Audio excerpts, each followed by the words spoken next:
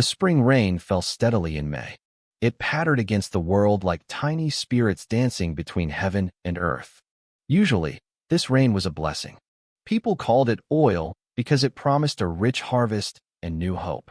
In any other year, the people would watch the drops fall with smiles on their faces. But not here. Not today. The rain hit the glazed tiles of the Minghuang temple. It didn't dance. It simply gathered into streams and flowed silently through the bronze pipes, disappearing into the stone gutters. This was the most powerful place on earth. This was the heart of the Ming Empire, the forbidden city in Nanjing. There was no joy in these halls. The entire palace was draped in white. To us, white represents purity, but it also represents death. My father, the crown prince and the first heir to the throne, had died of illness early this morning. He was the eldest son of the emperor and the empress. In an age ruled by Confucian tradition, his birthright made him the only choice to lead the empire. I stood in a quiet room within the East Palace, staring into a bronze mirror. The face looking back at me was familiar, yet completely foreign. The body was thin and fragile. I reached out a pale finger and touched my cheek. I pulled back instantly, as if I'd been burned. Then, a spark of life returned to my eyes. I grinned at my reflection. I wasn't dead. My name used to be Zhang Hao. My last memory was a horrific car accident and the panicked faces of doctors trying to save me. Somehow, my soul had traveled back hundreds of years. I had woken up in the body of a boy who had fainted from the shock of his father's death. My new name was Zhu Yunting. Memories flooded my mind, merging my past life with my new reality. I possessed the most prestigious name in the Ming Empire. My bloodline was as noble as it got. My father was Zhu Biao, the man who had just passed away. My mother was the daughter of the founding hero, General Chang Yechen. She had given my father his first legitimate son, my older brother Zhu Xiangying. But he was sickly and died young. My mother risked her life to give the royal family a second legitimate heir. That was me. She died 4 years later, leaving me as the only legitimate grandson of the emperor, Zhu Yuanzhang. I looked at myself in the mirror and felt a surge of satisfaction. This was a hell of a start. But then, my smile froze. I was Zhu Yunting. I wasn't Zhu Yunwen. In the history I knew, when my grandfather died, it wasn't me who took the throne. It was Zhu Yunwen. He was my older half-brother, born to a concubine. After my mother died, his mother was promoted to the position of primary consort. Because he was a year older than me, he became the eldest son in name. But to the court, he was still just a secondary son. I was the one with the true claim. Yet, history said he would become the Jiangwen emperor. I knew how that story ended. Whether it was Zhu Yunwen or the man who overthrew him, the Yongle emperor, neither of them ever felt safe with me around. My claim was too legitimate. It was too dangerous. My grandfather would eventually name me the Prince of Wu, giving me the most prosperous lands in the south. It showed how much he loved me. But I would never reach those lands. I would be kept in the palace as a prisoner, trapped by my own bloodline until the end. I frowned at my reflection. Why would a man as brilliant as Zhu Yuanzhang choose a secondary grandson over a legitimate one? The memories of the original Zhu Yunting gave me the answer. The boy I replaced was a disaster. He was weak and hated his studies. He was timid, stuttering whenever he got nervous. But behind closed doors, he was volatile, cruel, and lazy. He was a worthless adu. My grandfather was a legend.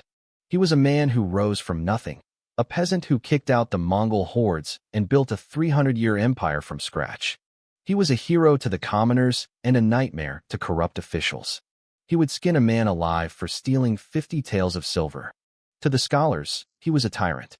To the people, he was a protector who never forgot his roots. He loved his children deeply, but he expected them to be strong. He lived a simple life, wearing plain clothes even as an emperor. I remembered seeing him with sleeves worn white and frayed at the edges. He wouldn't leave his empire to a weakling. If I wanted to survive, I couldn't be the boy he remembered. An emperor like my grandfather could accept many things. His sons and grandsons could be wolves, tigers, or leopards. They could be generals leading armies across the desert to crush the Mongols, or brilliant scholars ruling the court with wisdom. But they could never be cowards. They could never be weaklings who couldn't even speak a sentence without stuttering. I thought back to the memories of Zhu Yuanzhang visiting the original Zhu Yunting. Every time the old man looked at me, his eyes, once full of love, would cloud over with a heartbreaking sense of regret. In this era, a hero father was expected to raise a hero son. The reason why I hadn't been chosen, as the heir was staring me in the face. Why would a legend like Zhu Yuanzhang leave his empire to a grandson with a broken spirit and a flawed character? In the eyes of the Confucian scholars, I was the legitimate successor, the D grandson. My status was as high as it could get. But to my grandfather, the empire mattered more than tradition. That was why the throne was going to my cousin, Zhu Yunwan, while I was being sidelined with the title of Prince of Wu. It was the wealthiest title, sure, but it was a consolation prize. I looked at my reflection in the mirror and let out a dry laugh. I couldn't blame anyone else. I had brought this on myself, or rather, the boy I replaced had. If you don't fight for yourself, why should your grandfather give you the world? My smile faded. A sharp, cold light flickered in my eyes. I had traveled across time to become the most honorable grandson in the Ming dynasty. I wasn't about to let the throne slip through my fingers. I wanted that seat. Not for anyone else, but for my own survival. My soul from the future knew exactly how miserable the legitimate grandson would be. Zhu Yunwen would fear me and keep me from my lands. Later, Zhu Di would fear my claim to the throne and lock me away for life. In the original timeline, Zhu Yunting died in a cage at 39, consumed by depression. His descendants were even scrubbed from the imperial family records. I wouldn't let that tragedy happen to me. I wanted the throne to build a different kind of Ming empire. This dynasty was a point of pain for so many people in the future. Pain for its lost glory, its unmatched beauty, and its eventual fall. I grinned at the mirror again, my confidence returning. From this day on, I was Zhu Yunting, grandson of the great emperor. I had no path of retreat. If I stepped back now, my future was a dark, sunless prison. Compared to this royal identity, my past life had been ordinary. I was just a kid from a normal family. I went to school, joined the army, and after I was discharged, I became a rideshare driver to make ends meet. I worked from dawn till dusk just to survive. The world had ground down my sharp edges and buried my ambitions. But as a child of the working class, I had qualities the original prince never possessed. I didn't know how to compromise. I was gritty. I was hungry. I had nothing back then, no powerful father, no rich relatives. I only had my own 2 hands and my fists. Everything I owned, I had fought for. I knew how to read people, how to endure hardship, and how to be ruthless when necessary. A poor kid isn't easily broken. I gave the mirror one last determined look and called out to the door. Come in. The sound of footsteps thudded softly on the floorboards. The door slid open. Several eunuchs dressed in white robes knelt before me, their movements filled with a desperate kind of flattery. Third Master, your servants are here to help you dress, one of them said. His voice had a strange accent. Most of the palace eunuchs weren't Han Chinese. They were from Goryeo, the small kingdom to the north. After the Ming dynasty was founded, the Goryeo generals saw our iron cavalry and realized fighting us was suicide. Instead, they sent the most valuable things they had to show their submission, beautiful women and eunuchs. The man leading them was a Goryeo eunuch with the unfortunate name of Wang Bachi. In the later years of the Ming, eunuchs would become power-hungry monsters who controlled emperors, but right now, under my grandfather's rule, they were kept on a tight leash. Zhu Yuanzhang hated them. He had seen how they ruined previous dynasties. He forbade them from learning to read or even speaking freely. As they swarmed around me, I felt a wave of discomfort. My modern soul wasn't used to this level of service. I'll do it myself, I said. When a eunuch reached down to put on my shoes, I pulled back and slid into the white hemp slippers on my own. The simple gesture terrified them. They started banging their heads against the floor. We deserve death. We failed to serve the third master properly. I ignored their frantic sobbing. Because my father, the crown prince, had passed away, I was dressed in white mourning clothes. I looked at Wang Bachi and asked quietly, "Have the others gone to the mourning hall yet?" Wang Bachi was sharp. He knew I was asking about my stepmother, Lady Liu, and my cousin, Zhu Yunwen. He glanced around nervously and whispered, "It's still early, third master." Then, Moving quickly, he pressed something into my hand. Master, I noticed your eyes don't look right. I looked down. It was a piece of ginger. I understood immediately. My father had died, yet my eyes weren't red or swollen from crying. In this era of strict Confucian ritual, if you didn't look like you were dying of grief when a parent passed, you were considered a heartless monster. It was a massive social mistake. You're observant, I said, patting Wang Bachi on the shoulder. The eunuch almost burst into tears. The old Zhu Yunting only ever used these servants as punching bags. He had never been treated with such kindness. Outside, the spring rain was falling in a steady drizzle, forming tiny streams on the stone courtyard. I adjusted my white mourning robes and stepped out into the cold. My father's coffin was resting in the Fengmen Hall. As his legitimate son, I had to go. I had to kneel, I had to mourn, and I had to keep watch. Just as I stepped out of the gate, I heard a woman's wailing voice echoing from the distance. Oh, Crown Prince, why didn't you take me with you? I stepped onto the cold, wet stone, my boots splashing in the crystal-clear rainwater. Suddenly, a heart-wrenching scream tore through the air from a nearby room. Oh, Crown Prince, how could you be so cruel to leave me behind? What will become of our children? The wailing grew louder. A group of eunuchs and maids emerged, surrounding a woman dressed in white mourning silk. It was Lady Liu, my father's secondary consort and my legal stepmother. She was sobbing so violently she could barely stand, needing her servants to hold her up. Behind her followed a teenage boy, his face a mirror of my own. His eyes were red and swollen. He held the hands of two younger boys, maybe 6 or 7 years old. This was Zhu Yunwan, my second brother and the eldest son of my father's concubine.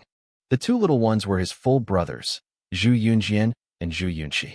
They moved as a pack, a wall of grief and noise. I stood alone in the rain, a solitary figure watching them approach. As they got closer, I moved quickly. I took the piece of ginger and rubbed it hard against my eyes. The sharp, stinging heat hit me instantly.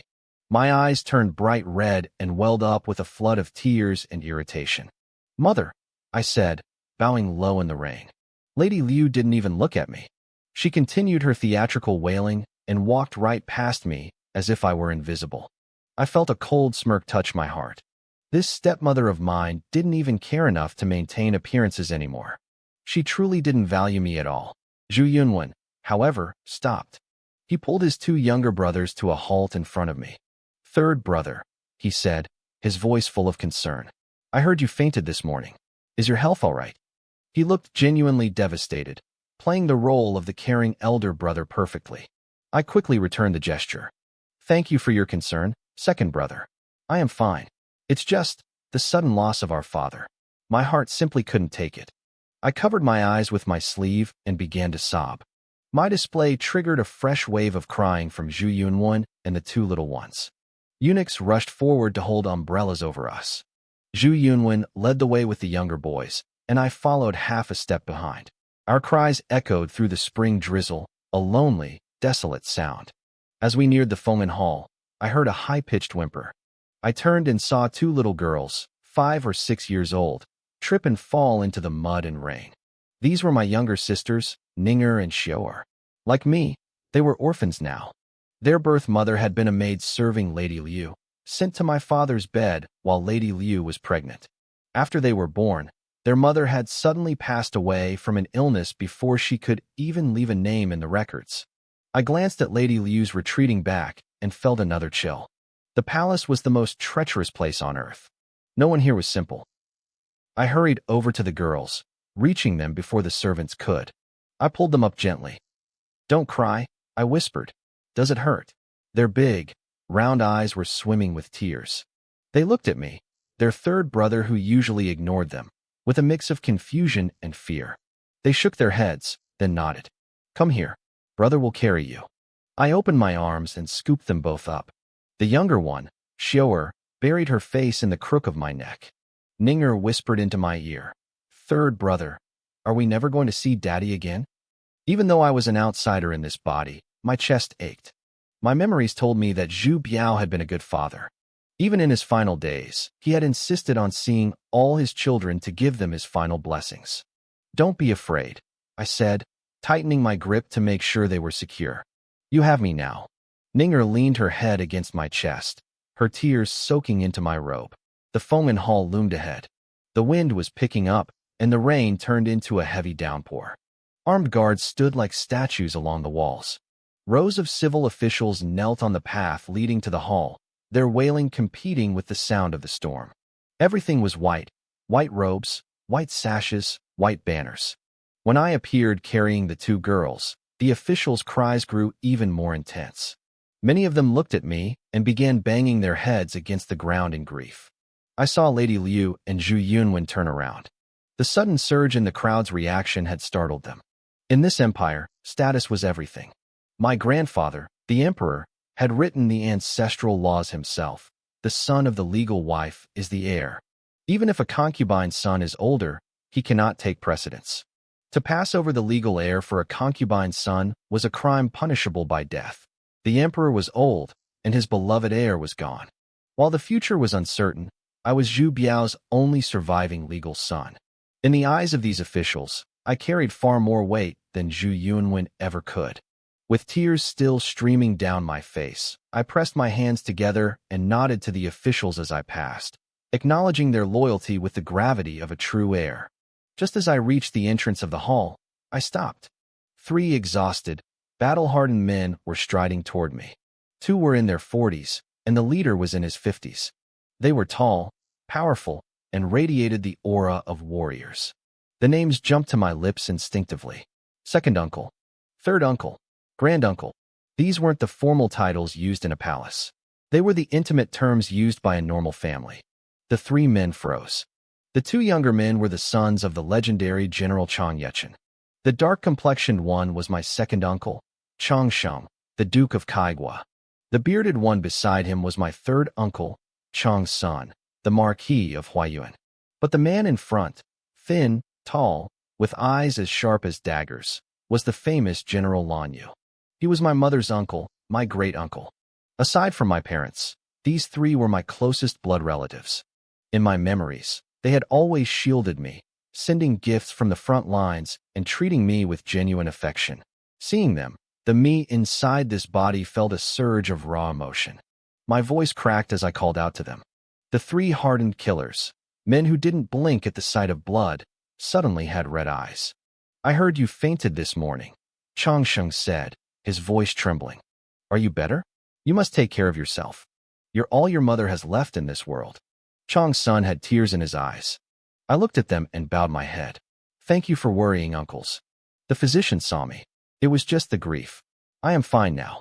The guards and eunuchs kept their distance, giving us a moment of privacy. I dropped the royal act and spoke to them like a nephew to his elders. The 2 brothers, who had followed their father through 100 battles, shook with emotion. I was the child their sister had died to bring into this world. Her blood ran through my veins. As long as you're okay, Chang's son rasped. That's all that matters.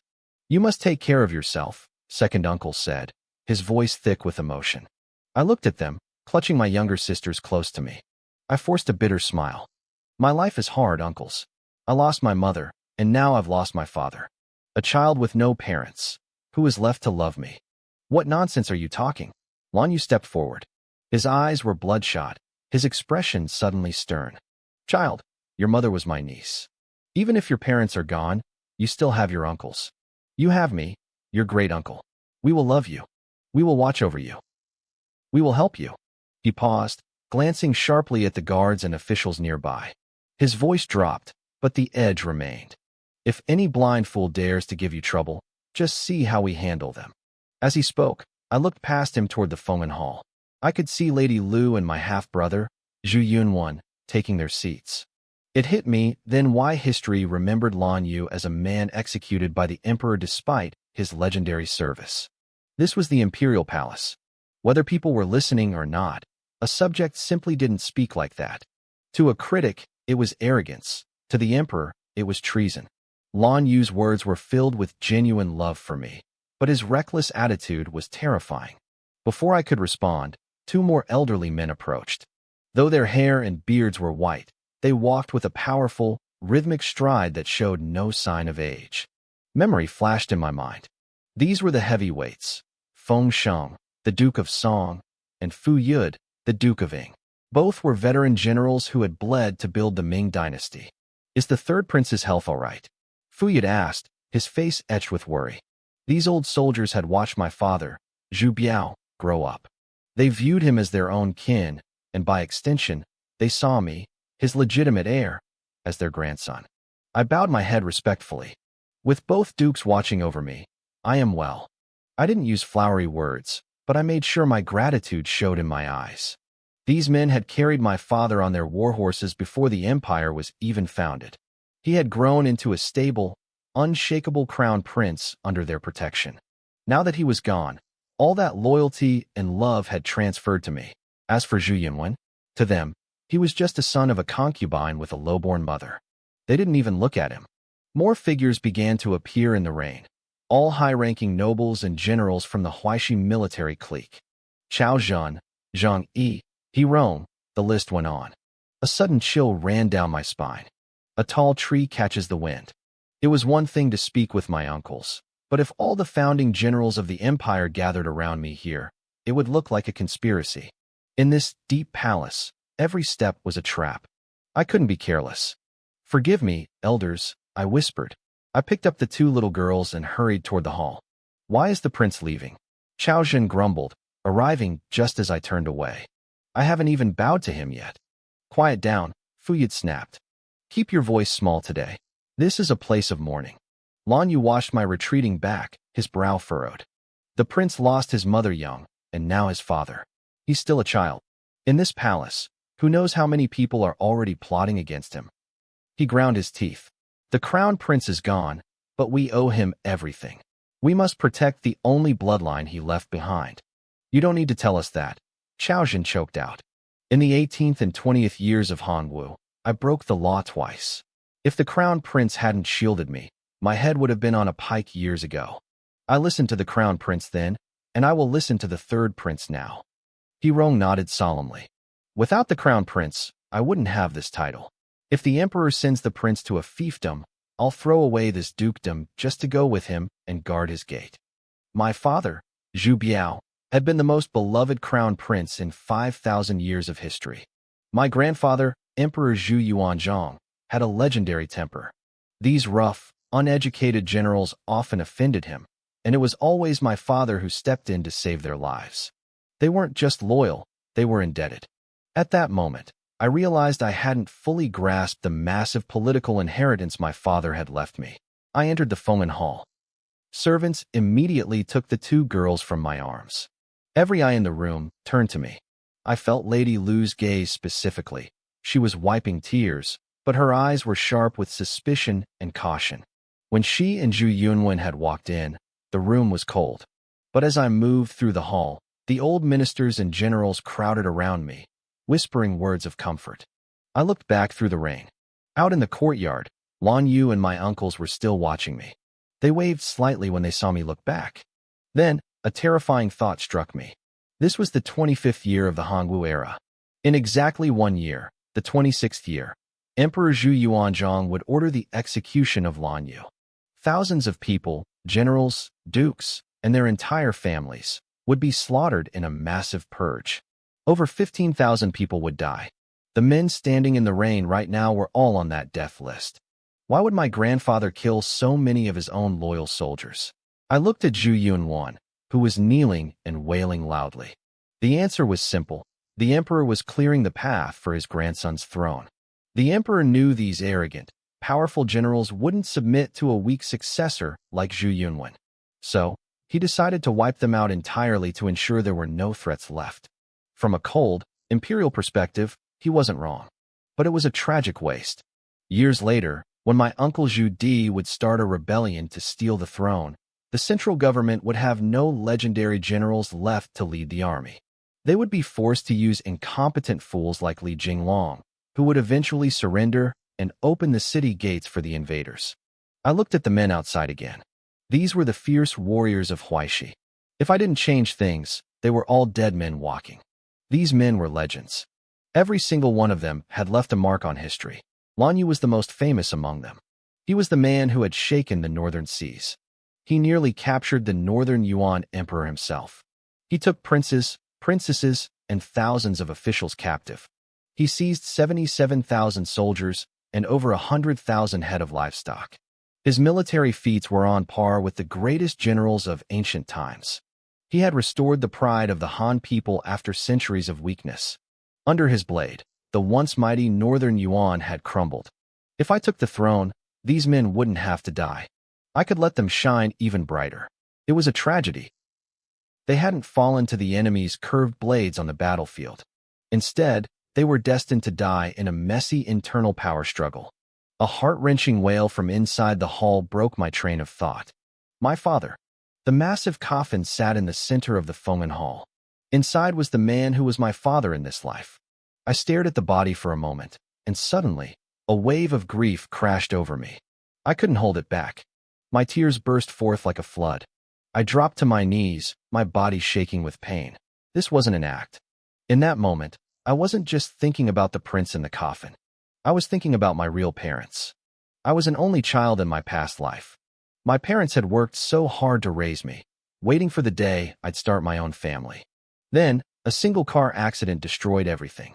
Were they crying over my body right now? Were my friends and comrades mourning me back home? I pictured my parents' graying hair and their aging faces. I had been so busy working, leaving early and coming home late. I never took the time to truly be with them. I never noticed how old they had become. They didn't care about how much money I made.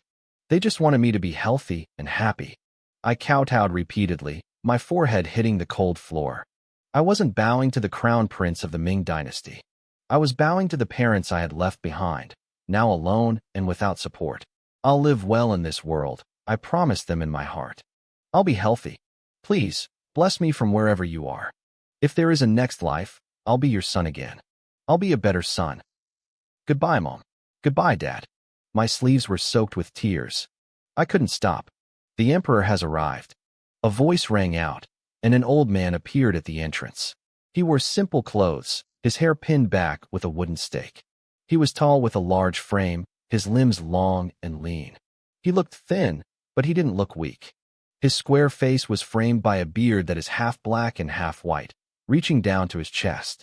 His eyes were incredibly bright, like stars that could see through a person's soul. But right now, those eyes were filled with sorrow. Tears pooled in the corners, but he stubbornly refused to let them fall. He took one step, then another, moving slowly toward the center of the hall. Even in his grief, his back was straight. He carried himself like a tiger king patrolling his territory. This was the Hongwu Emperor. This was Zhu Yuanzhang. The people in the hall stopped crying. They knelt and pressed their foreheads to the ground. They chanted for him to live 10,000 years. Zhu Yuanzhang's lips trembled. His bloodshot eyes fixed on the coffin. He let out a cold, bitter laugh. My son is gone, he barked. And you're still wishing me 10,000 years? What the hell is the point of 10,000 years now? The hall went silent. He continued his slow walk forward. Every step looked like a struggle, despite his rigid posture. He scanned the room with a cold gaze. No one dared to look him in the eye. All he saw were humble, kneeling bodies. They were all crying, but he knew better. Is your grief even a fraction of mine? He looked at the palace maids, the eunuchs, and the officials. He looked at the royal relatives. He felt nothing but contempt. Then his eyes stopped on me. I was Zhu Yunting. In his mind, I was the weak, clumsy, and somewhat rebellious grandson. I was kneeling there, drenched in tears. My white mourning clothes were soaked. I was biting my lips so hard that blood was trickling down my chin, trying to keep my sobs quiet. He watched me for a long time. Maybe he's a bit slow, the Emperor must have thought, but he's a good kid. He truly loves his father. He's weak, but he's my grandson. Who would dare bully him? Zhu Yuanzhang gave me a small, subtle nod as he passed. I slammed my head against the golden floor tiles 3 times. The sound echoed through the silent hall. I looked up at him, my throat raw and hoarse. Grandpa, I choked out. That one word was filled with everything, true emotion, deep longing, and a sense of absolute vulnerability. It was the cry of a grieving child to the only person he had left. The tears Zhu Yuanzhang had been holding back finally fell. He hurried to my side. His large, calloused hand reached out to rub my head. but then he settled for gripping my shoulder tightly. "Child," he whispered, his voice thick with emotion. "Grandpa is here. I'm right here." I looked at him and cried harder. I saw the faces of my own elders in him. I couldn't control myself. "I know," he said, squeezing my shoulder. "I understand." He turned away and walked toward the coffin. He looked at the man inside, his son, who shared his face but had left this world before him. The aura of the Tiger King vanished. In its place stood a broken, elderly man. "Yower," he whispered. He reached out to touch his son's face, but his hand, the hand that had killed thousands, was shaking. This was his favorite son, his eldest, the child of his most beloved empress. He had spent his whole life killing so that his son wouldn't have to. He had given him the best teachers and the highest expectations. And Zhu Biao had never disappointed him. He was kind but firm, honest and humble. He was the pride of Zhu Yuanzhang's life and the future of the Ming dynasty. Now it was all gone. Everything had turned to ash. His pride, his hope, his life, dead. A heavy pressure built up in the emperor's chest. He couldn't breathe. He wanted to scream, but his dignity as the emperor forced him to shove the pain deep inside. Suddenly, his body went limp. His hand caught the edge of the coffin to steady himself, his feet stumbling. "Your Majesty!" The crowd screamed in terror. "Grandpa!" I cried out, the word tearing from my throat. The crowd gasped in terror as the emperor's body swayed, but he didn't fall. At the exact moment he stumbled, I lunged forward. My arms, thin and weak compared to his massive frame, wrapped tightly around his waist. I held on with everything I had, anchoring the ruler of the Ming dynasty before he could collapse in shame. Zhu Yuanzhang took a deep breath, forcing his surging emotions back into the depths of his soul. He looked down. He saw me, the grandson everyone called cowardly, slow-witted, and a bit of a brat. I was the one holding him up. "Grandpa," I choked out, my voice thick with tears. "You have to take care of yourself. Please." I buried my face in his rough clothes, my tears soaking the fabric. "A few days ago, by Father's bedside, he took my hand. He told me you were getting older. He said your body is covered in old wounds from decades of war. He told me I had to be a good, filial grandson to you." I felt his body tremble under my grip. I kept going, pouring every ounce of desperation into my voice. "Grandpa, you have to stay strong. You are my whole world. I lost my mother when I was little, and now my father is gone. I only have you left. I only have my grandpa." That was the breaking point. Zhu Yuanzhang, the Iron Emperor, couldn't hold it back anymore. Tears finally carved paths through his weathered face. People say the emperor lives for 10,000 years, but the truth is, an emperor is just a man. He gets old. He gets sick. He bleeds. And right now, he was just a grandfather hearing the raw, unfiltered love of a child who had nothing left but him. "Grandpa is here," he whispered, his large hand resting on my head, stroking my hair. "Grandpa is right here. Don't be afraid. I won't fall. I can't fall." Suddenly, Lady Lu threw herself to the ground nearby, wailing loudly. "Your Majesty, you must preserve your health. Yunwen and the other boys still need your guidance." As she cried, I saw her foot move subtly, giving Zhu Yunwen a sharp kick. My brother took the hint immediately. He crawled forward on his knees, grabbing the edge of the emperor's robe. "Grandfather, please take care," Zhu Yunwen sobbed. "If you hurt yourself, it would be our greatest failure as grandsons." Zhu Yuanzhang looked at me, then at Yunwen. His eyes were full of tender affection. "Good children. You are all good children. Grandfather, come sit and rest," Yunwen said quickly, turning to the servants. "Quick, bring a chair. Grandfather's back is injured. Bring a soft cushion." I watched this play out with a cold flash of realization. None of these royal descendants were stupid. The moment I established a deep connection with the old man, someone was already there to play the part of the perfect, filial heir. In this life, if I didn't win the emperor's total favor, I was dead. There was no middle ground. I wasn't going to let Zhu Yunwen steal the spotlight I had just fought for. As the servants helped the emperor toward the chair, I dropped to my knees and bowed my head to the floor. "Grandpa, I have one request." Zhu Yuanzhang waved his hand grandly. "Speak. Between us, there is no need for hesitation." I kept my head down, my voice trembling. When father was alive, I was reckless. I caused him so much worry. I wiped my eyes, letting out a jagged breath. Now that he's gone, I want to enter Huangjua Temple. I want to observe 3 years of mourning. I will eat simple food, pray to the Buddha, and chant scriptures every day for Father's soul and for your health. I want to earn merit so Father's spirit can find peace and so you, Grandpa, can live 100 years. I slammed my forehead against the floor again. Please, Grandpa, grant me this. The hall went silent. Zhu Yuanzhang's heart, which had just begun to steady, surged again. In this era, filial piety was the ultimate measure of a man's character. And Huangjua Temple wasn't just any temple. It was where the emperor himself had served as a monk in his youth. He looked at me, seeing a 14-year-old boy willing to give up 3 years of luxury and palace life just to pray for his dead father and his aging grandfather. This wasn't just duty, it was great filial piety. He looked at my face, a face that looked so much like the son he had just lost. He felt a mix of bitterness and pride. He realized that while I had lost a father, I had finally grown into a man. In that moment, he forgot every bad thing he had ever heard about me. He actually felt angry at the rumors. How could a boy this devoted be called stupid or reckless? He felt a pang of guilt for neglecting me all these years. When he didn't answer, I crawled forward 2 steps and rested my hands on his knees, sobbing uncontrollably.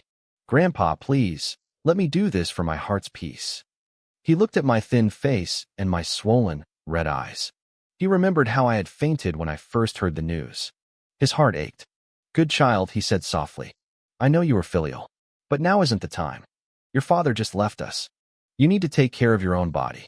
Living well is the true way to honor him. If you won't do it for yourself, do it for your grandfather's old bones. Grandpa, I whispered, leaning my head against his knee like a tired child. Poor child, he murmured, stroking my hair. The silence in the hall was heavy. Every official and servant was moved. In this rigid, feudal world, an emperor was a ruler first and a grandfather second. For him to show this kind of raw, common affection to a grandson was unheard of. It sent a clear message to everyone watching. Lady Lu looked at me in pure disbelief. She had planned to tell her own son, Yunwen, to suggest the mourning period this morning. But I had beaten her to it. Panicked, she nudged Yunwen again. Yunwen scrambled closer to the emperor, his face pale. Grandfather, I also want to mourn for father at the temple. I looked at him and felt a cold sneer forming in my mind. 1 step ahead, always 1 step ahead. I was the one who brought it up. You're just a copycat. My devotion was seen as genuine. Yours was just an afterthought. In the battle for the throne of the Ming dynasty, I had just won the first round. The spring night grew cold. The wind whistled through the hall, making the candles flicker and casting long, jagged shadows on the floor. My legs were completely numb from kneeling so long. But I didn't move. I couldn't. Back in the modern world, I had worked myself to the bone just to survive.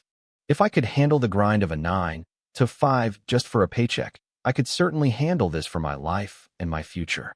The younger siblings had already fallen asleep in the arms of the palace maids. Only Lady Lu, Yunwen, and I remained awake by the coffin. Second brother, I said softly, looking at the exhausted Yunwen. If you're tired, go rest. I'll stay here and keep watch. I turned to Lady Lu. Mother, you should rest too. We still have a long wake ahead of us. Your health is important. Yunwen, dazed and weary, looked at me with a blank expression. Yunwen looked at me with a blank expression. I could tell he felt it too. I was different. The old Yunwen was quiet, submissive, and never spoke up. But in a single day, I had transformed into someone composed and considerate. He forced a weak smile. Third brother, you should be the one to rest. For the entire month before father passed, I was the one by his side. I'm used to it. I saw right through him. In the imperial family, brotherly love was a fairy tale. My casual suggestion had triggered a defensive reaction. He wasn't just being polite. He was marking his territory, reminding everyone that he was the devoted eldest son who had served our father until the end. My memories told me he was right. Yunwen had spent that final month by the bed. But I also knew the truth. It wasn't that the original Yunting didn't want to help. He couldn't get near the room. Lady Lu, the stepmother, made sure her own son was the only one seen doing the work. She wanted the world to see her child's piety while keeping the legitimate heir in the shadows. The hall was silent, but I knew dozens of eyes and ears were tucked away in the corners. Every word we spoke would reach the emperor's ears by dawn. "It's been hard on you, second brother," I said, my voice soft and tinged with regret. "Ever since father fell ill, I've cried myself to sleep more times than I can count. I wanted to serve him at his bedside, but every time I tried, mother turned me away." I looked down and rubbed my eyes, playing the part of the grieving, neglected son. "She told me you were there and that I shouldn't worry. She said having one more person in the room would only get in the way. Go on, be a good boy."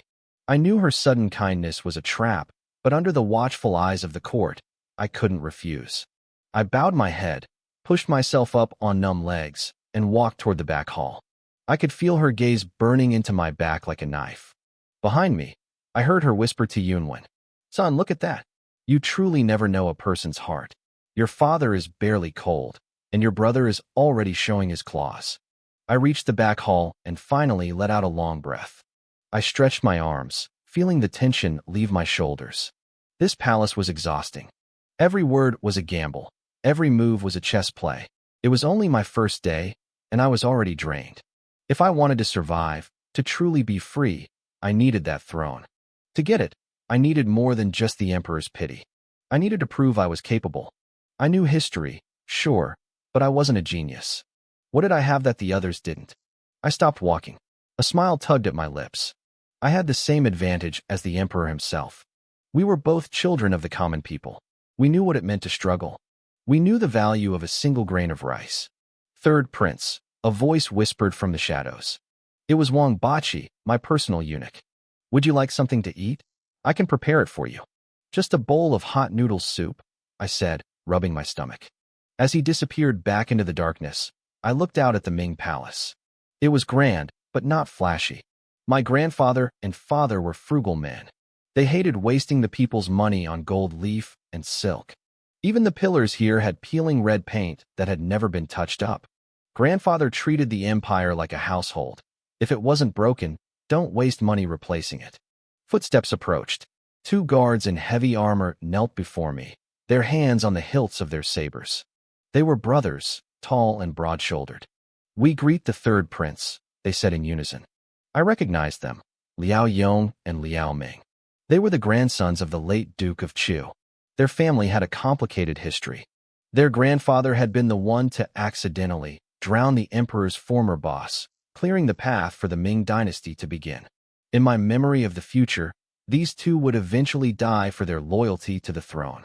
"Get up, you two," I said, reaching out to help them. "It's late. Why aren't you resting?" The brothers exchanged a look. Liao Yong leaned in and whispered, "Third prince, the emperor is headed this way." I spun around, looking back toward the hall where Lady Lu and Yunwen were waiting. My grandfather was coming. Round 2 was about to begin. My heart grew cold as I realized the truth. No wonder Lady Lu had insisted I leave to get something to eat. She wasn't being kind. She was clearing the field.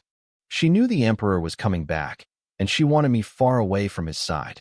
She wanted to be the one handing him a handkerchief, the one showing off her grief while I looked like a disrespectful grandson who couldn't even skip a meal. It was a silent, bloodless assassination of my character. I looked back at the Liao brothers and gave them a small, grim smile. "You two have a good heart," I whispered. "I won't forget this favor." "We wouldn't dare claim a favor, third prince," Liao Yong replied softly. "Our family owes everything to the late crown prince. He gave us a future when no one else would." I nodded. In this palace of snakes, loyalty like theirs was a lifeline. I knew I had to keep them close. "I know who is truly on my side," I told them. "Thank you for the warning." Suddenly, the heavy rhythm of footsteps echoed from the front hall. The emperor was back. "Long live the emperor!" The guards and eunuchs cried out, dropping to their knees. Grandfather waved them off with an impatient flick of his wrist. He looked exhausted. Being the emperor meant he didn't even have the luxury of grieving in peace.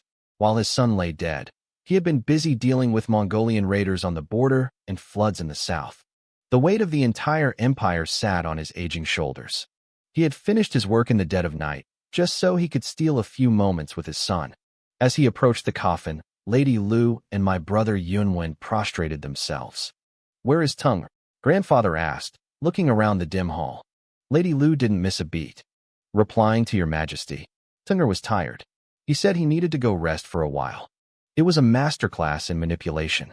She didn't say anything bad about me, but the implication was clear. I was lazy, disrespectful, and lacked the stamina to mourn my own father. She stole a nervous glance at grandfather, but he didn't react. He just nodded slowly. You all leave too, grandfather said, his voice flat. I want to be alone with him. Grandfather, let me stay and accompany you, Yunwen pleaded. I said everyone out, grandfather snapped. You've been mourning all day. Go rest. When the hall finally emptied, the silence was heavy. Grandfather sat down on the floor next to the coffin. The cold night wind ruffled his white beard. Only now, with no witnesses, did he let the mask of the great emperor slip. He reached out a trembling, weathered hand and touched my father's cold face. Tears began to fall silently. You son of a bitch, he whispered, his voice cracking. You really just left? You didn't leave your old man anything to hold on to. He pulled his hand back, his body shaking with suppressed sobs. I raised you for 40 years. I loved you for 40 years. I spent 40 years grooming you to take my place. And you just leave? Your mother left me first, and now you've left me all alone in this world. His voice grew louder, thick with the agony of a father who had outlived his child. You unfilial son. Wake up. Look at me. Look at my hair. It's all white. How can you make me bury you? How am I supposed to live like this? I stood in the shadows, listening to the heart-wrenching cries of an old man who happened to be a king. I waited a moment, then stepped forward. I told you all to leave. Grandfather roared without turning around. Who is it? He spun around, ready to strike, but he froze. There I was, standing in the flickering candlelight, carefully holding a steaming bowl of hot noodle soup. Tears were streaming down my face, dripping right into the broth. Grandfather, I sobbed. I heard you hadn't eaten all day. I had someone make this for you. Grandfather stared at the bowl, his anger vanishing into confusion. How did you know I hadn't eaten? I just knew you wouldn't have the appetite, I said, my voice trembling. I stirred the noodles with the chopsticks, letting the savory aroma of ginger and garlic fill the air. You were busy with the empire's troubles. Father used to sigh every night, saying how hard you worked for the people. Grandfather's eyes turned red again. He looked at me, truly seeing me. Out of all his grandsons, none had shown this kind of thoughtfulness. Take it away, he said softly, though his voice lacked conviction. I'm not hungry. Even if you aren't, please eat a little, I insisted, stepping closer. This morning, you told me that taking care of myself was the greatest act of filial piety. It works both ways, grandfather. If you stay healthy and live long, that is the greatest gift you can give us. I pulled out a second pair of chopsticks. Father's spirit is right here. If he sees us eating and taking care of each other, he'll finally be at peace. Grandfather was visibly moved. Tunger, you've really grown up. He wiped his eyes and pulled up his sleeves. Fine, let's eat this bowl together. We'll both live well. I had specifically ordered the cook to add extra ginger and garlic. Grandfather came from a poor background. He liked strong flavors that reminded him of his roots. We sat there, 2 generations huddled over a single bowl of noodles, sharing the warmth.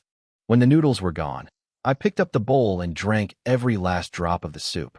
I even used the chopsticks to fish out the tiny bits of ginger and garlic. Why are you eating the scraps? Grandfather asked, wiping his mouth with his sleeve. Are you still hungry? Go get a real meal. I wiped my mouth with my sleeve, mimicking his rough, commoner movements. Every grain of rice comes from the hard work of the people. We shouldn't waste a single bit. I started stacking the dishes. Father always taught me that the people support us, so we must cherish what we have. I feel like a fool, grandfather. I used to demand 6 dishes and a soup for every meal. I've been such a spoiled brat. I turned to leave, but grandfather called out, his voice sharp with sudden interest. Wait, what was that you just said? About the grain of rice. I repeated the lines about cherishing food and fearing waste. Grandfather stared at me, his mind racing. Those words struck a chord deep within him.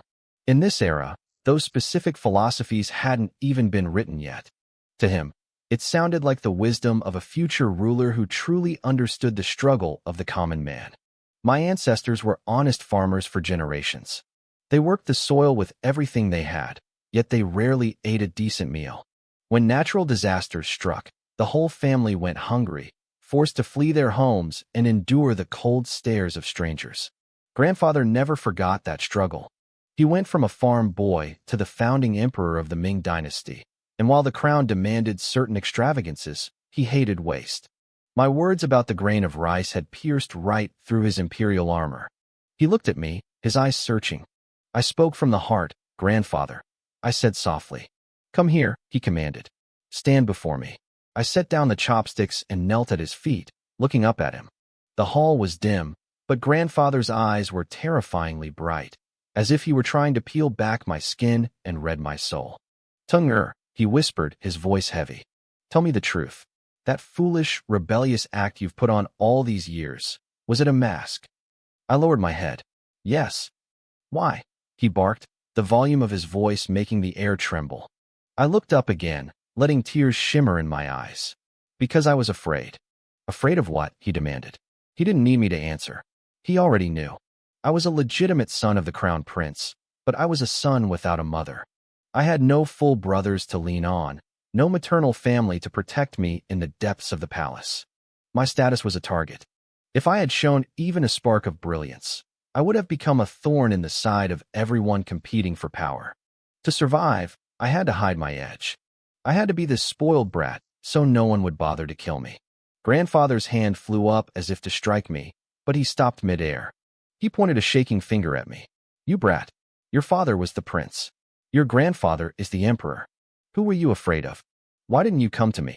He paused, his anger softening into a sharp realization. "Are you still afraid?" I suddenly slapped myself. The sound cracked through the silent hall. "I deserve a beating, Grandfather. I've been the world's biggest fool. I failed my father, and I failed you. To hide away for my own safety while you and father carried the weight of the world, that is the ultimate disloyalty. I was selfish." Seeing me speak with such clarity and conviction, Grandfather's anger evaporated.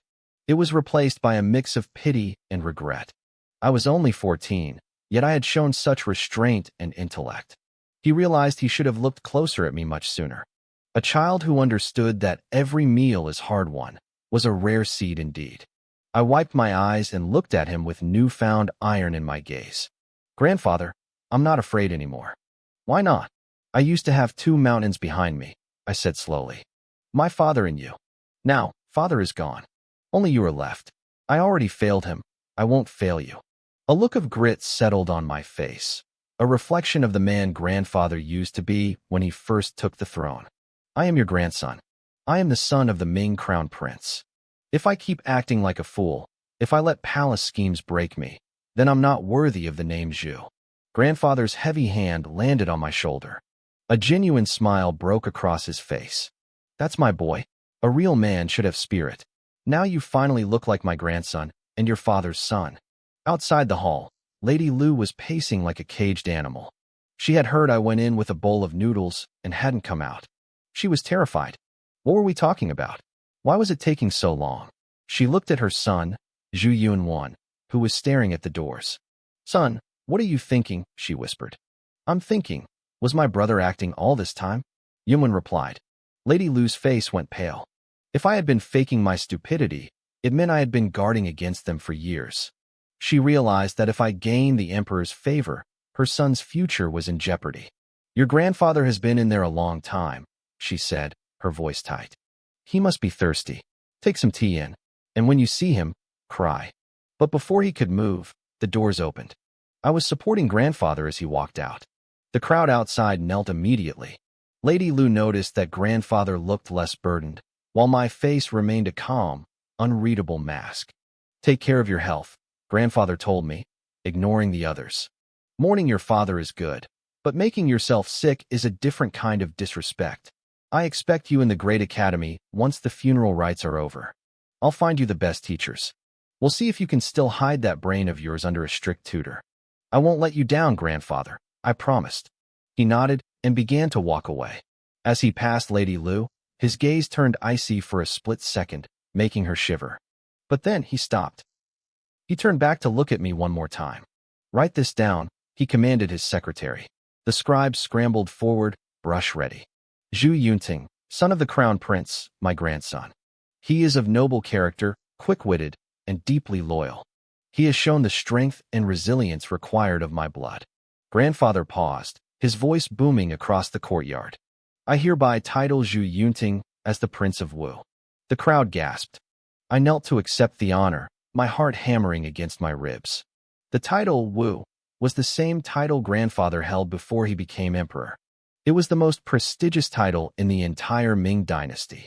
I kept my face calm, but inside, I knew everything had just changed. I was no longer just a morning sun. I was a contender for the throne. This crown, a prize that countless people lusted after, had finally landed on my head. Prince of Wu. It was a heavy title, but in my heart, I knew this was only the beginning. The moment grandfather's decree echoed through the hall, the atmosphere shifted. Servants, guards, and mourners all drew in a sharp breath at the same time. The air felt thin. Wu wasn't just a name. It was the title of the state before the Ming dynasty was even founded. I was the emperor's legitimate grandson, and now I held his former title. The looks of respect from the crowd turned into something closer to awe and fear. Lady Lu looked like she was about to bite through her lip. I could see the rage simmering beneath her mourning veil. I knew exactly what was eating at her. Years ago, when she first became the secondary consort of the East Palace, she had tested my father, Zhu Biao. She had asked if her son, Zhu Yunwan, could be named the Prince of Wu since he was the eldest. Father had scolded her harshly for even suggesting it. He told her that Wu was the emperor's personal title before he took the throne. It represented the heart of the empire's wealth and sat dangerously close to the capital. It was too powerful to give to anyone. Yet here I was, standing where her son was never allowed to go. Then there was Zhu Yunwan himself.